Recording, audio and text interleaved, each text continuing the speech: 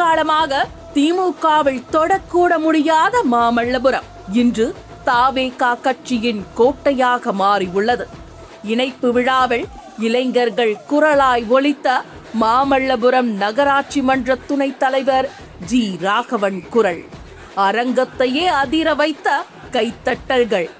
மாமல்லபுரம் நகராட்சியில் 20 ஆண்டு காலமாக திமுக வெற்றி பெறவில்லை.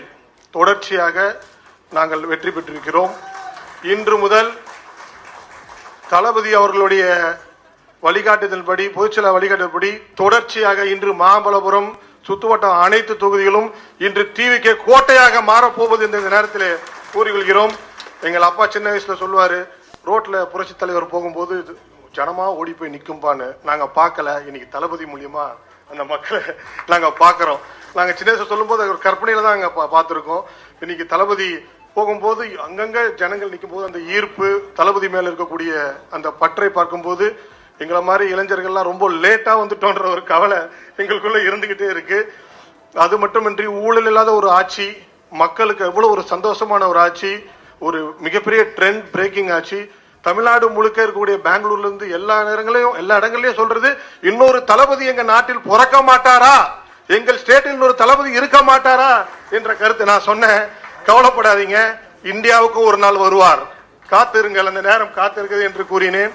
இந்த வாய்ப்பை கொடுத்த பொதுச்செயலாளர் அவர்களுக்கும் இங்கே வந்திருக்கக்கூடிய அனைத்து நண்பர்களுக்கும் கட்சி தோழர்களுக்கும் நன்றியை தெரிவித்துக் கொண்டு இந்த வாய்ப்பை கொடுத்த பொதுச்செயலாளர் அவர்களுக்கு நன்றி தெரிவித்துக் கொள்கிறேன். நன்றி. அம்மா ஜெயலலிதா அவர்களின் ஆசி பெற்ற ஜி. ராகவன் அவர்கள் தற்போது தன்னை ஊழலற்ற ஆட்சி கொடுக்கும் தமிழக முதல்வர் விஜய் அவர்களின் தாவேகா கட்சியில் தொண்டர்களுடன் அமைச்சர் புஸ்ஸி ஆனந்த் முன்னிலையில் இணைந்துள்ளார். மேலும் நீங்க இங்க எல்லாம் வந்திருக்கிறீங்க, நிறைய பேர் ராகவன் அவரோட நீங்க மாமல்லபுரத்துல இருந்து இங்க வந்திருக்கிறீங்க. ராகவன் பேர் சொன்னா நிறைய கை தட்டு விழும், அதனால அடிக்கடிக்கு நான் ராகவன் சொல்லவா. இளைஞர் தளபதியை நம்பி வந்திருக்கிறீங்க.